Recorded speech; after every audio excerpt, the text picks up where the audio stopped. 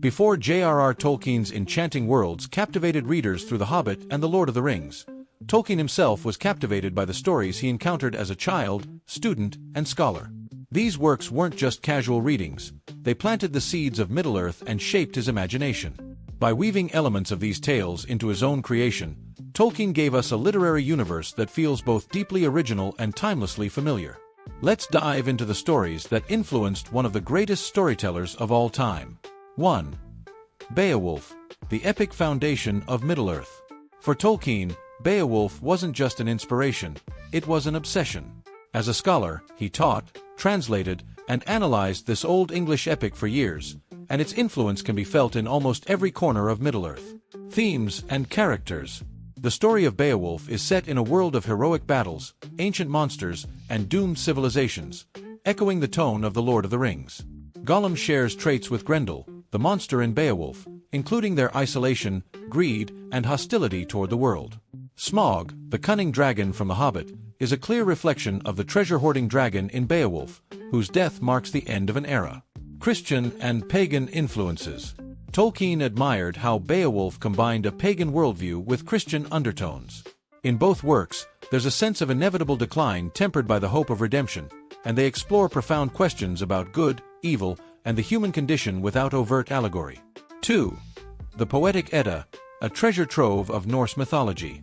This 13th-century collection of Norse myths was another cornerstone of Tolkien's imagination.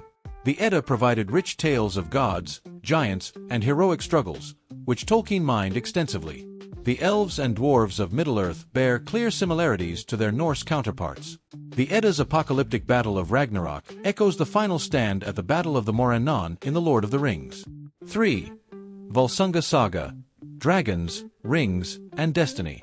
This Icelandic saga is a tale of greed, betrayal, and heroism that profoundly influenced Tolkien's depiction of Middle-earth's moral and mythological framework.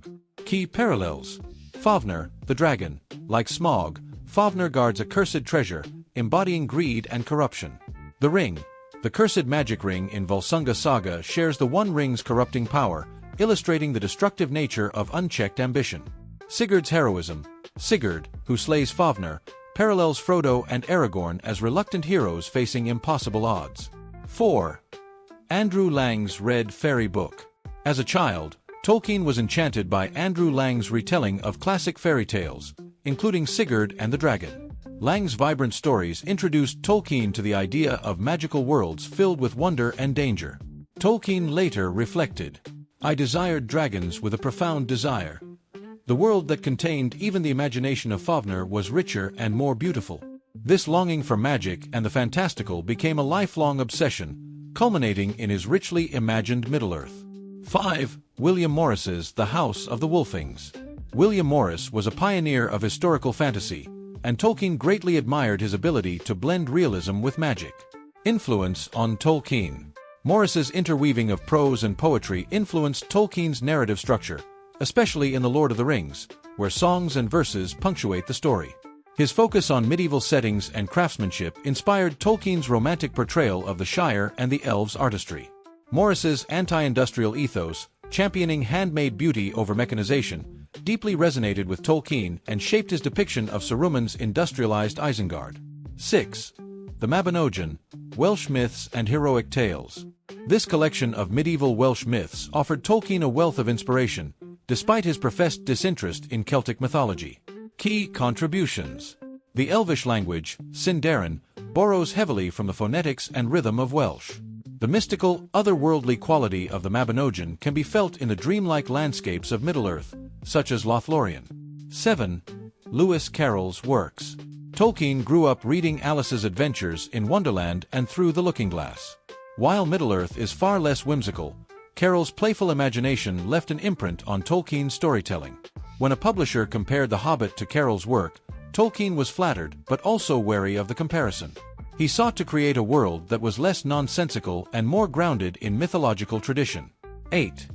Kalevala, the Finnish epic. This Finnish collection of folklore fascinated Tolkien, particularly its central object of power, the Sampo, a magical artifact that drives conflict between good and evil.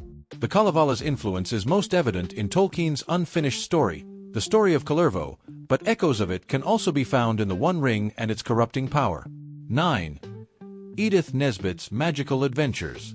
Nesbit's children's books, including The Phoenix and the Carpet and The Story of the Amulet, were among Tolkien's childhood favorites. Her ability to blend humor with magical adventure likely influenced The Hobbit. 10. H. Rider Haggard's She and King Solomon's Mines. Haggard's adventure novels were a formative influence on Tolkien's imagination.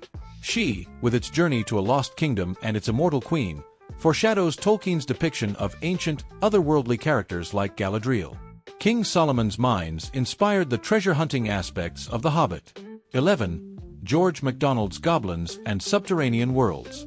MacDonald's The Princess and the Goblin was another childhood favorite. Its depiction of goblins and underground realms left a clear mark on Tolkien's imagination. However, as Tolkien grew older, he became critical of MacDonald's overt allegory, distancing his work from such direct moralizing. A legacy of inspiration. Tolkien didn't merely borrow from these stories. He transformed them, weaving their themes, characters, and motifs into a tapestry that became Middle-earth. His genius lay in reimagining these tales while creating a mythology so rich it now inspires countless authors in return. So, what do you think of the stories that shaped Tolkien's imagination? Which of these books have you read, and how do you see their echoes in Middle-earth? Let us know in the comments below. And don't forget to like, share, and subscribe for more deep dives into the stories behind the stories. Hit the bell icon so you won't miss any updates from our channel. See you next time.